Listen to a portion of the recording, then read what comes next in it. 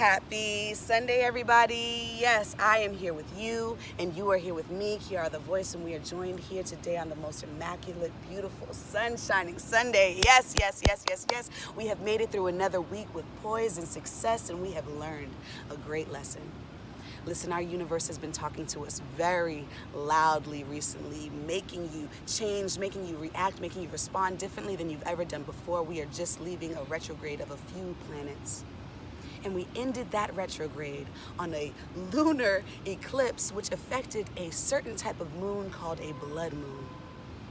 In this moon and this energy from the cosmos that we're receiving, we're supposed to be able to confront everything that we've been suppressing so that we can clearly see it, we can clearly accept it as part of us, and we can move past that, and we can actually actualize the life we've always envisioned in our mind. But we have to move past the things that we're allowing to just suppress and address them so that we can actually allow them to become a part of the fabric that makes us the full version that can accept our next level.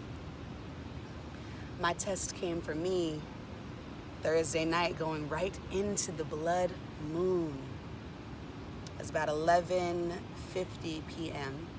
and I was coming back home, and I went into my, I was trying to get into my parking garage. Let me show you. And my clicker wasn't working, but it looks like it works. So like, I don't know if you can see it, but maybe it's not working now, but my clicker wasn't working. And so on the garage gate, you can actually see the motor, and there's a button on the motor so you can push it so that way you can open the gate.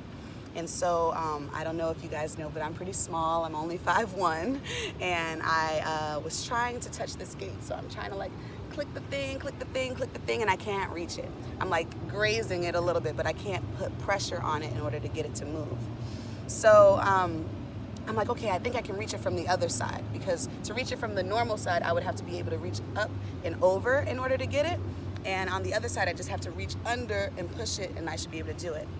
Now, before I decided to go ahead and push this button from the other side, or push the button at all in general, and I was in my car and my button wasn't working, and I'm clicking it and clicking it and clicking it, I had a thought in my mind before I decided to click the button.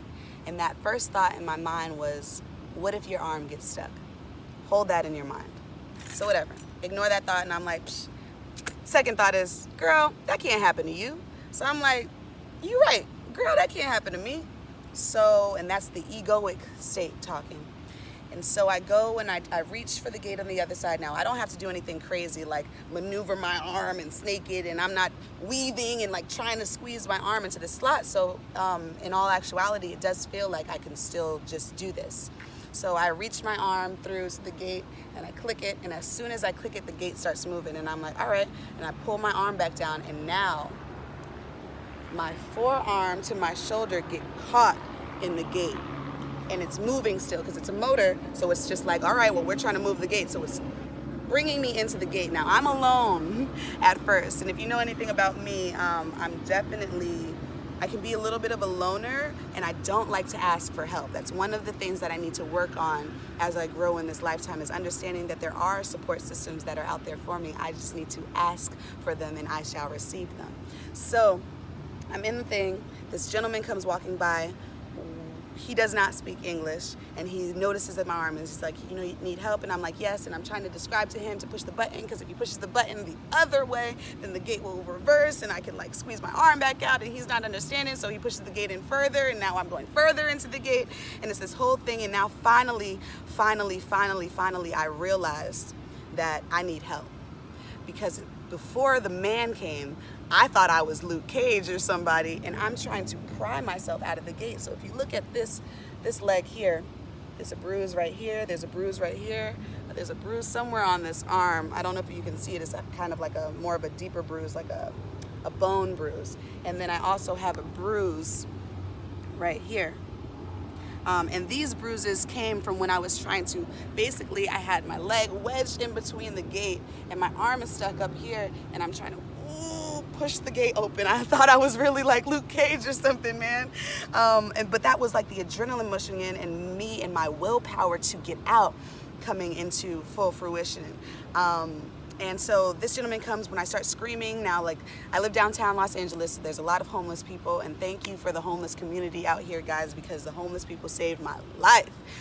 They all woke up. They all came running to my rescue. They picked the gate up off of the hinges and moved it so that I could get my arm back out. They got me water from this little Mexican food truck that was down the street, and my boy Devin came and saved me. I'm just gonna go into the whole story so that you can really understand what was going on. And my boy Devin came and saved me, and he saved me. And in that moment, I was just feeling helpless, alone, but I felt very safe.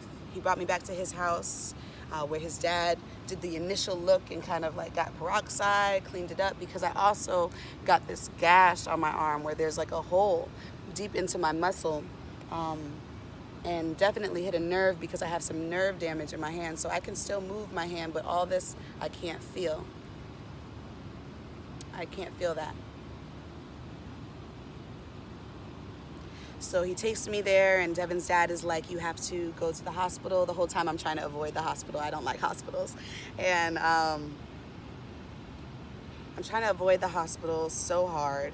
And then I go to the hospital because I need stitches, and I need to get an x-ray because my arm could be, I don't know, maybe broken or something in certain place, and I just won't know. So, sorry, there was a June bug that tried to get me just now, and June bugs are so big and they're blind, so they don't know where they're going, and now he's crawling on the tripod. It's crazy. So I'm in the hospital, I get the stitches, I get everything, but the whole time, I'm moving my hand because I know it's mind over matter. And during this time, I really understood why when people do experience nerve damage, they think that it's over. But your nerves are connected right into your brain, so you have to re-establish belief, not even re-establish belief, but never give up belief to the circumstance that you're in. Never surrender your belief in something to the circumstance that is happening, because your belief is more powerful than anything that is happening outside of you. Your mind controls it all. When I was stuck and I was trapped and I was alone for those few seconds, I thought instantly, this is not how this is supposed to happen. I thought instantly, this is not how I've always imagined it. I thought instantly, what will I do without a arm? How will I hug people the same way? Will people be able to receive me in that same light? I would have still been here doing a Sunday video with or without this arm, because this is the energy that exudes from me. You're just used to seeing this full image, and so am I. But what happens when you are forced to make change? Can you do it? Do you have the will to win, the will to succeed, the will to overcome whatever obstacles are coming to you? But do you have the faith in yourself enough to trust that first thought? That first thought may be the scariest thought, may seem wild and crazy, but that first thought is the thought that is innately in line between you and the spirit world, whoever you want to give that energy to, whatever that means for you. Sorry, the June bug came right at me. That is what that is.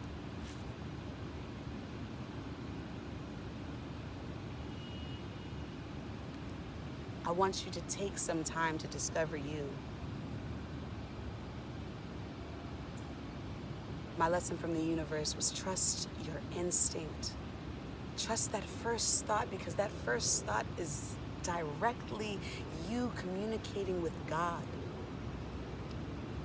It's the little piece of himself that he left inside of you that resides here at your solar plexus, waiting for you to move into action and do what it is that you want to do. He can only help by putting open doors for you, but sometimes you have to turn the knob, open the door, walk through and experience it to see if you are ready to swim.